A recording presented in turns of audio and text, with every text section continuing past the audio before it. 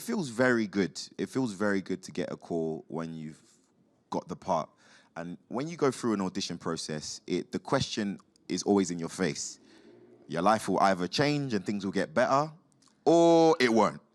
And sometimes it can be a real bummer. It's such an investment. It's an emotional investment. And as an artist, we don't have a set curriculum. We're not doctors or lawyers. You could be great one day and then the next day things are not working.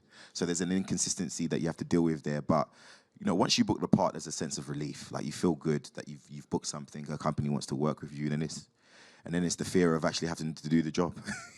Do you remember what the first thing you did was after you booked Force Awakens? What, like the first song you danced around to or anything? Oh, I didn't do none of that. No. I was stranded in central London. Yeah, JJ asked me to travel to Mayfair, and I was in Catford, which is like an hour away, and I had £75 on my debit card, and I took a black cab. And so I put the card in, and it took all of it, and it went into like a minus. So I got to central London, found out I got the part, and had no way of coming back.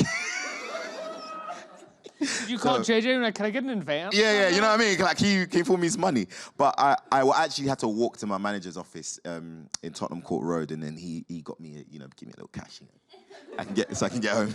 I was happy though. And by the time you had gotten sort of been told that you had the part, you were sort of probably aware that you were most likely or close to getting it right, because wasn't it like a very long period of auditions and conversations and stuff? Yeah, it was a long period of time, but I heard many things during that process. I know that my screen test, I really, really flopped on that. I didn't do well on my screen test.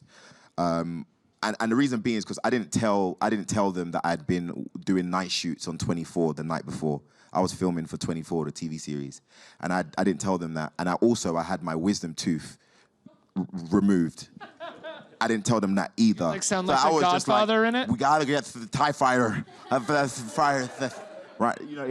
I was like woozy. I was just coming off the anesthetic, all that stuff, and so.